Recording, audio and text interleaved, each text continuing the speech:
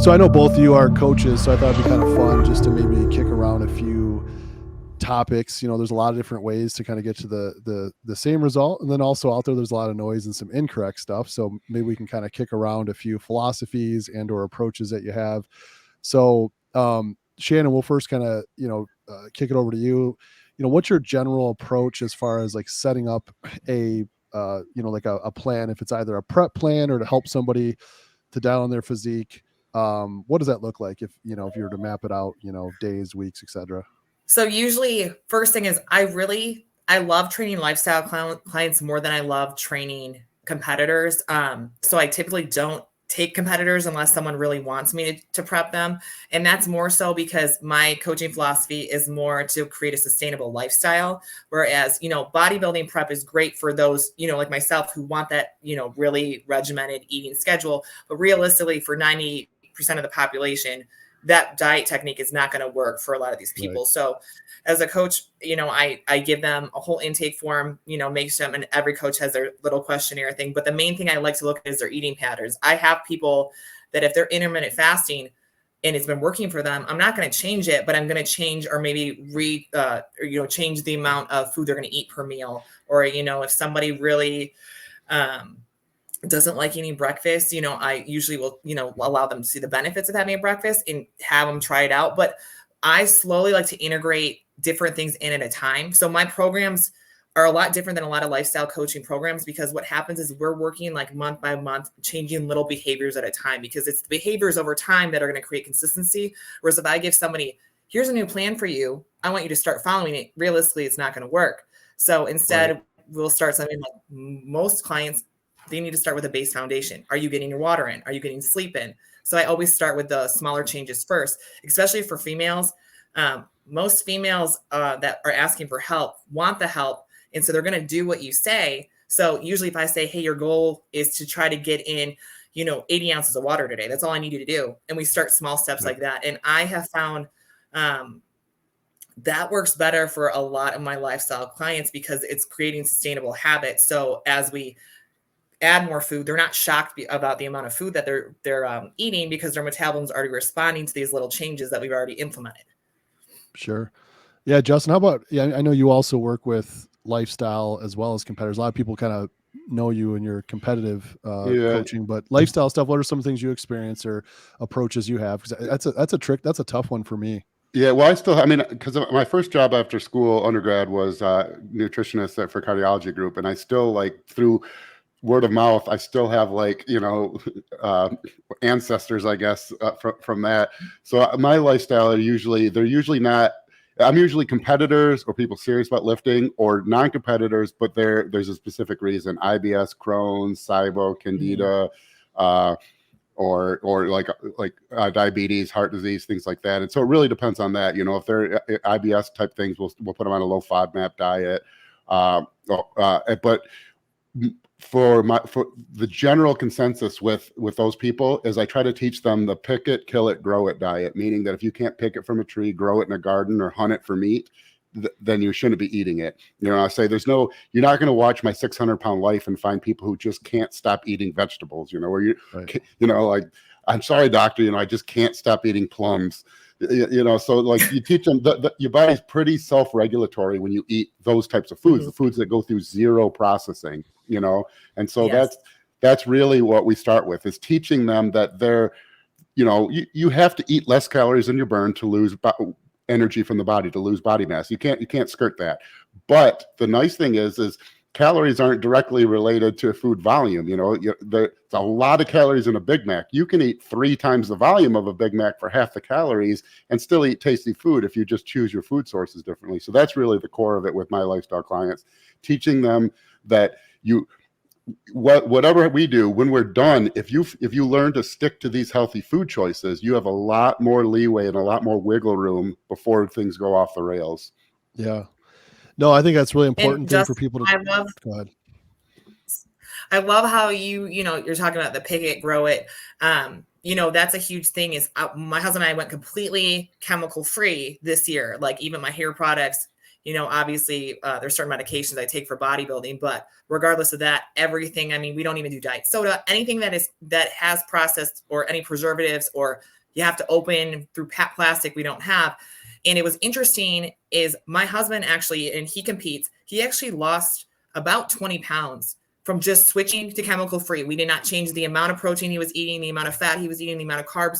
We didn't change cardio. It was just from switching from those Diet Cokes and switching from like our hair products that had chemicals in them. And it's just so amazing and eye-opening to see what all this additional crap is doing. But people in today's age want the convenience. So they're not willing to take that and spend a little bit more money and get a fresh grown orchard apple. Instead, they're going to go to the store and get the packaged stuff. And it's just so disheartening because I tell people, like, your health is so much more important overall. It's okay if you're going to spend more on your food because you're going to spend less at the doctor's. Yeah, and it's amazing the things you see. Well, I have celiac, and so I can't eat gluten. That's my punishment for making fun of people who ate fad diets forever, is that I got the gluten.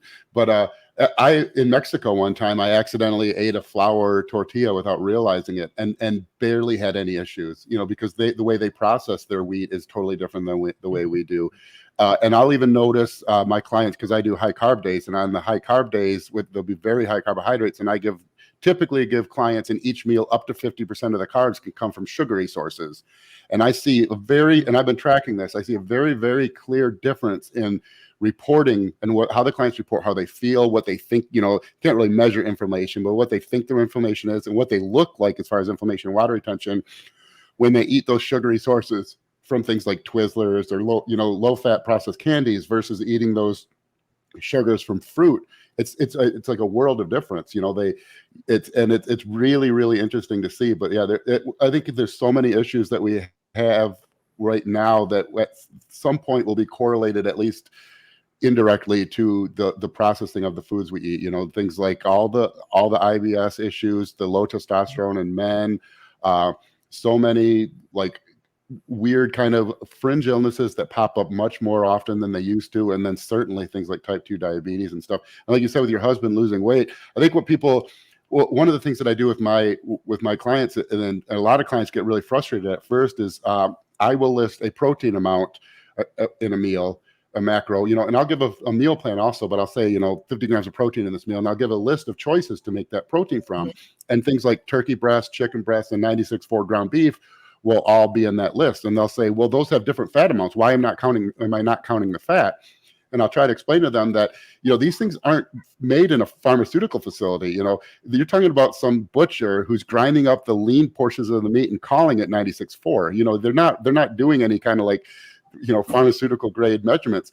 And then chicken, when you're eating real chicken, those things will vary, just like all three of us have different body fat percentages. If we were a food source, they would just say we were 85-15, one of us might be 15%, but some of us are different. And the chicken's the same way. No two chickens have the exact same body fat percentage. So when you read those food labels, you're just seeing like a conglomerate average of whatever group of chickens they measured at one point through some bomb calorimetry to get an estimated average fat for those chicken. While the average chicken breast is going to have less fat per 3 ounces or whatever than 96.4 ground beef, a very lean portion of 96.4 ground beef will actually have less fat than a particular fatty chicken breast. And so by trying to be overly precise with those measurements, you're actually introducing inaccuracies in your measurement.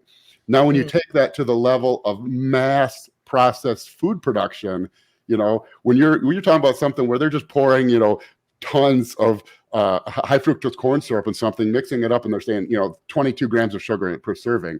Yeah, well, maybe it's 26 the next time, maybe it's 20. And so those things add up, over meal after meal after meal. When you're eating organic foods, healthy foods, pick it, kill it, grow it foods, those differences in the indirect calories that you're assuming, you're assuming the food label says this, and that's what calories you're eating. But what the calories actually are is always going to be, like a bell curve. But the bell curve of real food is much more condensed. You don't get, like Robert Wadlow was 8'11" 3/4" or whatever. He's as far as height, he's at the extreme end of that bell curve. But most of us are pretty close in height, and that's what, like, normal food that was grown in normal conditions has a pretty narrow bell curve. And so you can be, the range of your varied indirect calories is much different than when you're eating like mass processed foods. You're saying the calories here, but one time the calories might be way over here, the next time way over there, and over hundreds and hundreds and hundreds of meals, that will add up to potentially a 20-pound body fat difference, even though technically you ate the same calories as far as the food label said, because who knows what these people are really putting into, you're trusting things down to the, decimal place of a gram for these macronutrients from these same corporations that you wouldn't trust, your family you wouldn't trust to babysit your kids for an hour, but you're trusting them to 0.2 grams on a measurement for a macronutrient. Well, and when they allow, our country allows a lot more chemicals and a chemical processed stuff compared to 90% of the other countries. And that I always question that. Why are the US, why do they allow so many of these chemicals that are banned everywhere else to be able to be consumed in the US? And, we're one of the most obese countries in the world. Right. Well, I'm curious too, Shannon. Obviously, we just talked about, and we just barely scratched surface about all the ins and outs of nutrition and misinformation, things like that. What is it that you do when you're first working with a client? How do you help them not be so overwhelmed and kind of guide them through that process? First thing I always ask for is blood work. I like to take a look at their blood work, see where they're at. If they haven't gotten blood work, I think that's the biggest thing that some coaches forget to ask is you need to look at blood work. You need to see if they're having thyroid issues, if they're diabetic. You need to look at the way the body responds to certain stuff. I've had clients that, I've been eating right for so long, I want to hire you. I'm like, well, have you gotten blood work? And then we look and they're just low testosterone, where it's something like a simple fix.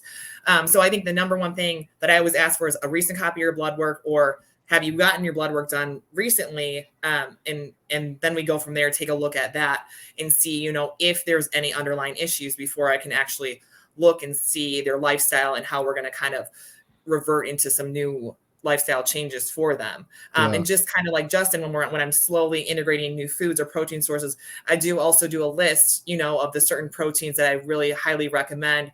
I'll have ones that I really, the best proteins, and then I might go to the second source where it's going to be more of like the higher sodiums, where we have like the processed jerkies or something like that, where we can still kind of implement them as protein sources. That's where I'm looking at like Greek yogurts and cottage cheeses, stuff that's not the best wholesome, but we can still kind of bypass, and add that as protein sources, and just slowly, give people options. And I think that's kind of the hardest thing for lifestyle clients is you can't give them such a limited variety where they feel they're so restricted where it's going to revert them back to their old ways, but you can't give them so much where they're just going to start picking and choosing where it's not going to give them the changes that they need. So I think as a coach, it's just smart to learn how your client's going to be with the way that they choose foods. And I always straight up, I go, are you one of those? And I know that I would like to be told what to eat, exactly when to eat, and I'll follow it. And there are people that say, give me exactly what to eat, the amounts, and I'll follow it. And there's other people who are like, I like variety. I get bored eating the same chicken and rice meals all day. And that's kind of where as a coach, you need to learn what's going to set your client up for failure and what's going to revert them back to their old ways. Yeah. I heard the analogy before, like are you a cook or a chef, right? Yeah. Like the chef is like, this is like the specifics. And then the cook is like, generally this is kind of the food choices. But Justin, you're going to say something to that? Yeah, no, I think what she said about the varied protein source and stuff is so important because people don't understand. People, like we live this. So I can't remember a time I didn't know what protein was or what the essential amino acids were. It's been 35 years, so, but most people don't know anything. Most diabetics don't know what a carbohydrate is, And so another very important thing that she just touched on is to kind of teach people that there's a difference between being perfect and being terrible. And that's what you'll see a lot with lifestyle people is you'll tell them these foods to eat and they think, well, that I don't have that food or I'm at a restaurant and that food, the meal I'm supposed to eat isn't available to me. Therefore, I'll just eat cheesecake, and you say, so a lot of times what you can make progress with lifestyle people right out of the gate just by saying, okay, you go to a restaurant and you look and there's 2 or 3 things that look good. So all 3 of those things were something you want to eat. Now, instead of just deciding between those 3 based on what you think is going to taste the best, all 3 of them are going to taste good and it's a tough decision. Now make the decision based on which one's healthiest. And that alone is enough usually to really make a positive impact on people because, I'm a meat, sodium, fat type guy. So if I were a completely lifestyle person, I'd go and I'd say, ooh, chicken wings, those look good. Ooh, ribs, those look good. Ooh, sirloin steak and potato, that looks good. All 3 of those look good. And so a lifestyle person would be like, which one's going to taste the best? And maybe I'm going to take chicken wings. Where now I'll say, all three of those look good to you. Now, how about instead of just picking on taste, let's say we know the sirloin and baked potato is going to be our best option. Make that decision, and boom, rather than 1,200 calories in the wings, now we have 800 calories. Right there, we've cut 400 calories out. You do that every single day of the week, and you're at nearly a pound of fat a week lost. And you're still eating food you want to eat, and you're still eating at a restaurant. It's like learning that the difference that there's a range from like eating fried butter to eating the absolute perfect food. And as long as you stay closer to this good end to start out, you're going to start making progress. Yeah, no, I think it's definitely some good info out there. And I think just for context too, Justin, it's for those who don't know, I think it's pretty well documented, right? You said 20 plus years in the industry, degrees in the field. Myself was a passion of mine, went to school for it. Shannon, I think it's, interesting that all three of us like decided to commit a lot to our education and invest in it, not only with money, but our time in our younger years. And now, Shannon, you're going to be pursuing a PhD in nutrition sciences. Is that correct? Yeah. So it's interesting is, I'm just finishing up my master's, and Stanford University actually has this new dual program where you can go get your doctorates and PhD together. It's a very intense accelerated program. So I got offered this by one of my professors. So I applied for it, got accepted. I'm not going to be starting actually until there's two different ways I could go into it. I could start it in May, or I could start it in September, because I'll be in prep, and I'm still, as much as I love my education, my pro card's also the goal too. So I thought the smartest thing would to just get through this prep, not stressed about the school, and then start that in the fall, because North Americans is the first day in September, I think. So semester doesn't start. So that's going to be really exciting for me, because I started college and it was a culinary degree. I wanted to go for culinary. I just wanted to cook really good food and get people fat. So then switching all the way over as I started getting into health and fitness, got my master personal training. I've been personal training now for a decade. Love that. And what's better than learning the ins and outs? People are getting the best bang for their buck, because, I have this background in nutrition, and I also can implement the techniques at the gym to kind of help them build their dream lifestyle that they want, their dream physique. So, I love it. Yeah, that's awesome. Yeah. I think, one of the things I think about when you're talking about that is I'm sure people would maybe, look at you and what you've accomplished and think that you're going to have that same expectation. But I think it's important for people to understand and look at someone, not only how they look, because there are some people genetically that are gifted, or maybe they have a really good coach, but they really don't know what they're talking about or doing, or just basically they could pretty much do whatever and they're going to look the way they look. And then there's other people, like yourself and Justin, have invested a lot of time into education, knowledge. And although you're both well accomplished in competing, it's also like you can take somebody from, just nothing and really progress them to where they want to be with their lifestyle. Yeah, I think the most exciting thing, especially, learning all the background of how the body fuels, what nutrition, how important nutrition is when you're in the sport of bodybuilding, but then implementing it yourself. I know when I started, I was in, I think 19 or 20, and now I'm in my 30s, and it's interesting and enjoyable to see, like, as I age and I compete, the muscle maturity and how my skin starts to thin more, as I keep competing. And it's one of those things you can't rush. And I tell people, you get these younger competitors that are, I'm going to go pro and I'm going to the Olympia, and great dreams and all, but you can't rush the process. I tell people there's nothing, genetically, you're going to have that grainier skin when you're younger. If you already have those genetics, if not, you got to play the card, let that muscle maturity set in, and, allow your body to just kind of slowly transition. I know this is the leanest my off season has ever been. I haven't changed anything. I'm still following my diet, but I think because I've been doing it now for so long, my body's just responding so much better, and that muscle maturity is there. I'm like, oh, well, I have abs in my off season. That's never happened, but I'm still eating 350 grams of carbs a day. So I think it's just really exciting to see, like, hey, this does work. The sport does work. It's everything that we talk about with the consistency and the timeline works. It's fun to see it get put into place, especially now being in this a decade, and how I looked at my off seasons from 2014 to now, 2022, it's night and day difference. Yeah, I think it's even more so. You say you can't rush the process. I think even more so, if you do rush the process, you'll ruin the process, especially for the men. Because you really don't reach your peak until you're 38 to 42, and the things it takes to get to the peak you can't do for 20 years. Your body will break down, and so if you start doing those things at 22, you got 10 years or so before things start falling apart. And it's like, great, you were a really good 26-year-old bodybuilder, but then your body falls apart at 32, a full decade before you would have actually got to see what your true potential was. And you see that time and time and time again.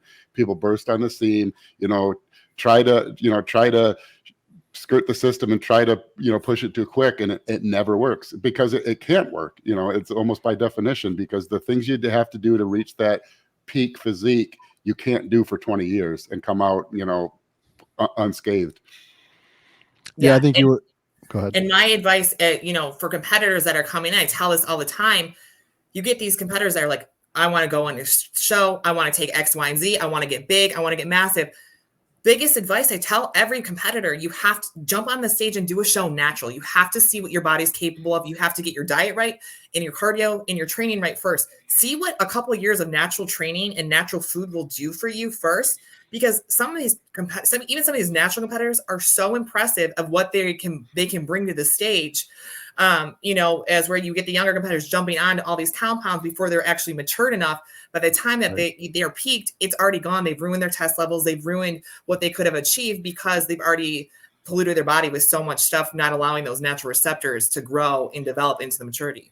Yeah, and if you want to have if you're going to do this for 20 years, 25 years, you're going to have to spend some time not sauce to the gills. You're just going to have to. And if you don't ever learn to do that, that's not going to bode well for you when you have to do that, several years in. You have to take some extended time at, with the men, maybe at TRT levels, even if you don't completely come off. But if you never learn to train that way, it's a rude awakening, and a lot of guys don't make it through it, and so they don't do it. And it goes back to that same thing where there's only so long you can push before before the wheels fall off. You can't redline an engine for 200,000 miles. You can get 200,000 miles out of an engine if you take care of it, but not redlining it.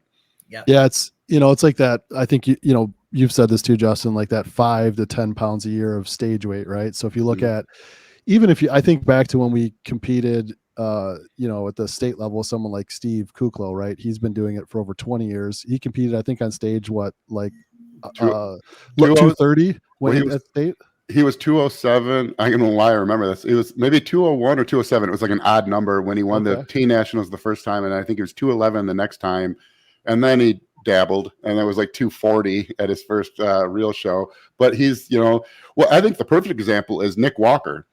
I don't know that a human has ever added muscle faster than Nick Walker has. So you have a case study of the most rapid muscle growth in human history. Right? He started competing in 2012 at 120 pounds less than he weighs right now. So the dude gained 120 pounds of pure muscle. That's a lot of muscle. I know no one would say like, wow, that's a small amount of muscle. Everyone's going to see that. But that's over 10 years.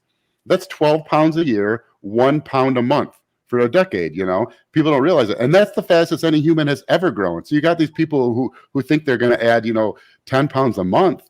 It's like, well, we have evidence. This guy over here grew faster than any human in recorded history, and he only did 1 pound a month. So you're bound by these boundary conditions. You can't skirt it. You can try to push past it, but you can't fight, physiology. And so if you don't understand those things and understand that you need to learn, it's more than just, it's fun to be in it for the drag race, when you're blasting and everything's clicking and this is fun, but that's not what the sport is. The sport's like 24 hours at Le Mans. So you have to, like we just read before, you have to learn to train without the stuff, train when you're not on everything, and eat when you're not on everything. And if you don't learn to do that, you're in for a rude awakening at some point. Yeah. And I know as a female myself, I tell any female that, starts getting into compounds, you have to set limitations for yourself. You have to, especially for females, if you don't set limitations, meaning if you don't, make a personal choice, say, I'm only going to go this far, or when I start changing to this amount, I'm done. If you don't, there's no end. And, some of these women, I have friends that have just basically destroyed their long-term health because of all these commitments. And the stage is great. The trophies are great. The recognition is great. But at the end of the day, we have our entire lives. Bodybuilding is only such such a percentage. And it you know, it pains me to say that because I'm just as passionate as both of you about bodybuilding. But at the end of the day, it's going to be a nice thing. We look back at 80 and 90 years old and be like, hey, I was great. I was a bodybuilder. And look, I still have my health because I actually went off. I was allowed myself to cleanse my receptors and just listen to my body. And, you know, for me, I was able to get pregnant. Like I that was my goal. I want to have another baby as well. So I really pay attention to my off-season health to make sure that I can get my menstrual cycle back and I'm able to kind of still have the you know, my normal female hormones regulated in the off season to make sure they all come back. And I think that's really important, especially for females, because when we hit, you know, menopause and postmenopause, our hormones are just out of whack. And if you've already messed them up, it's a long-term damage that you'll have to deal with.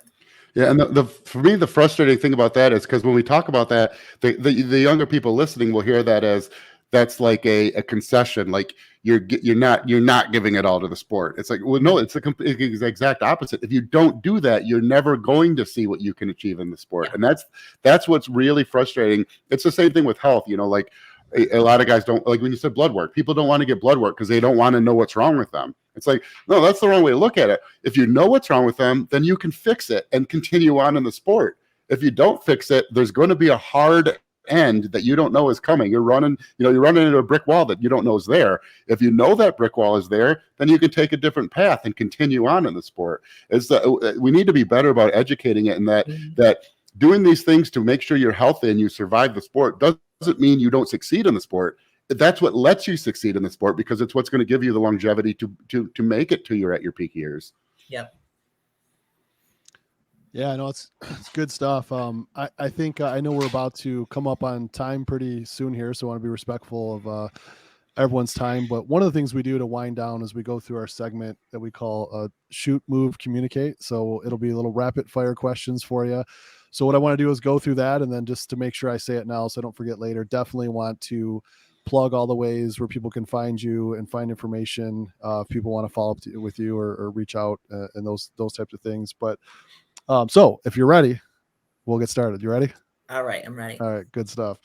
All right, first one, pretty easy. What accomplishment in competing has made you the most proud? My comeback at North Americans when I placed runner-up after having my daughter. Good deal. What accomplishment outside of competing made you most proud? Being a mom, getting pregnant, having a baby. Cool. And how old's your daughter now? She's 3. 3. Oh, good times. All right. I think, Justin, what do you have? 4 now, right? And you have 1. 4 daughters. I have 5 daughters right now, because I have 4 5. daughters and then an exchange student who's leaving us in a week. But yeah, so pretty busy. All right, one word to describe a physique competitor. What would it be?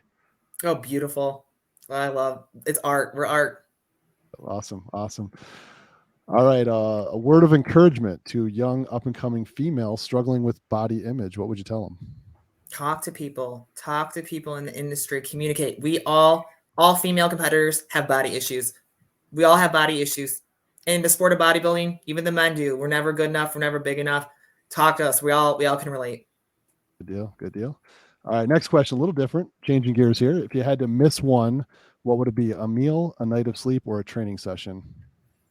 Training session.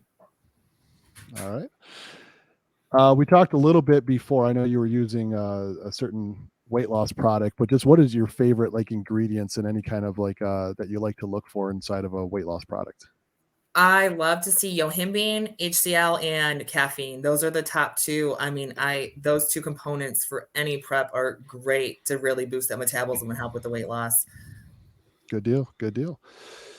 And all right, winding down here. So one word that is a parallel to your approach in both competition and business. So I know you have a successful coaching business and obviously successful competing. We talked a lot about. What would be that word to describe that parallels both? Like for myself, I mean, like I'm driven to accomplish both of them. I want them both to grow huge. So there you go. Good deal.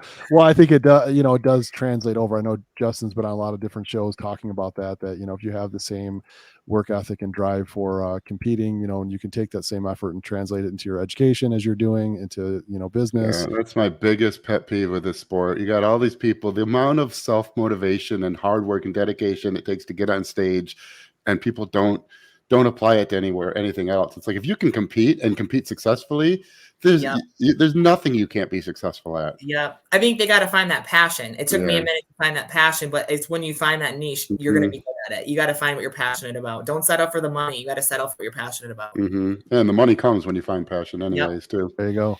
Speaking of passion, please share like your passion about school, and if there's anything you could elaborate on your area of study within your PhD. Well, I love school. I love learning different things about the body. I mean, just me from my eating disorder and seeing how it has damaged, but also kind of changed the way that my body can respond to different protocols. I think that's been the most interesting to learn. And now I do want to do, when I go into this PhD program, I want to focus a little bit more on disordered eating, just so that way, there's the coaches, we all have a little bit of background with eating disorders, but eating disorder clients, and no offense, because, me as recovery, but we can be a pain in the ass because of the way that our body regulates stuff. And with that relationship with food, sometimes there's a lot of competitors that do have eating disorders. So being able to just kind of have a little bit more knowledge about how to kind of acquire and kind of work with people who have eating disorders that are competing, I guess that's kind of like a catch-22, because it sounds horrible, but at the same time, like, we all have that little eating disorder background for the competitors. So I think just kind of learning how to just take that addiction and just kind of process it into a healthier way with the sport's going to really help me through the PhD program. That's kind of what my focus is going to be on, is just like the sports-based nutrition with eating disorders. Awesome. Well, the last one is, we talk a lot at First Detachment about, being just battle tested, right? And so one of the questions we have is, how have you overcome a recent battle, or maybe a upcoming battle that you're preparing for? You can pick either of the two. Well, I will say that my second place in North Americans, I can't say didn't sting a little bit. So I think that really put me in perspective of, if I wanted to continue with the sport, I'm not going to lie, I did take a little bit of time off thinking about if I was going to continue, just because the stage is always there. I've been doing it for a decade. I was really concerned with my long-term health, especially if I want to have another baby. So I did battle with that. I took about 4 weeks off after my show. I rebounded, with my off-season diet, but I didn't train a lot. I was just kind of in a depressed state. So I think this comeback for North Americans next year, I'm all in. We talked to my coach, talked to my husband. We're ready to do this. And I think that's what I'm getting prepared to battle for now, is just this redemption at North Americans next year. No, I think that's a really great point to it you made at the end that I didn't get into earlier, but, could you just share the importance of, I know your husband and how supportive he is. Like, how important is that when you're trying to compete and you have the family? Like, how does that impact you and what you're able to accomplish? It's really, I met my husband in the midst of my bodybuilding career. And, it's one of those things where he understood how passionate I was. And even being a mom now, it's almost like he's like a single parent sometimes when I'm in prep, especially if I'm on my cardio, I'm at the gym all day working, and then I have to do my post-workout cardio. So it's one of those things where we've kind of have that mutual like respect that, hey, this is what you want to do. I'm supporting you with this. I'm encouraging you to do this. I'm going to pick up the slack with the household. So it's really nice in that aspect. The only downfall I will say, and I know I get kind of bitchy when I'm in prep. I really try not to take it out on anyone. So do I. I really try not to. But, those few 4 to 6 weeks right before your show, especially, I will say that the last 2 weeks, my mental state is just not there. I mean, I even read emails and I'm like, what did I just say to you? Like, people don't understand. Like, we are almost stupid when we're like 2 weeks out. Like, it's just, you can't hold a full conversation. I mean, your attention spans, you're just thinking about food, you're thinking about sleep. So I think for people who are in relationships or with their significant other, there's a like, I understand that I'm kind of bitchy, but at the same time, like, there's a point where you don't understand that you're bitchy because you can't really comprehend, or your brain's processing so slow that, my husband knows, okay, you're only going to be bitch for another 4 weeks and then you're good. All right, let's get through it. So I think it's just that sacrifice, knowing every year, it's the dread. Oh, she's 4 weeks out. Here it comes. But we've done it now for so long. Everyone's supportive of it. Nobody talks to me for 4 weeks. And, my mom doesn't call me, nobody. And we just get through it. And then everyone just is happy when I'm out. There you go. Good deal. Well, really appreciate you joining us tonight. Want to, definitely give you a chance. A lot of great things you overcome, a lot of information, knowledge you have out there. Where can people find you? Where's the best ways to locate you with social media? I'm most active on my Instagram platform, Shan is Fierce or Shannon Seeley. You can look at them. And then from there, my coaching page literally tagged onto my main profile, Team Shannon Seeley. So you can go to that coaching page. The website's linked to there. And that's where you can find me. Basically, I have them split so that way I can really focus on the progress my clients have made on the one page, and then the other one's more just my fitness and personal training information on the other. So Shannon Seeley is the best way to find me on Instagram, and then all my links are literally on my bio for the other pages I'm connected to. Awesome. Well, thanks again so much for joining us. A lot of great information in the episode today, and we'll be sure to put this out there for everyone to enjoy. And please, as usual, everyone, just that reminder to subscribe, like, and comments definitely below, and share your feedback or questions with us. We'll be happy to link Shannon in there so that she can help us answer any of your questions you have out there. So we'll see you. Thanks so much. Thanks, Shannon. Thank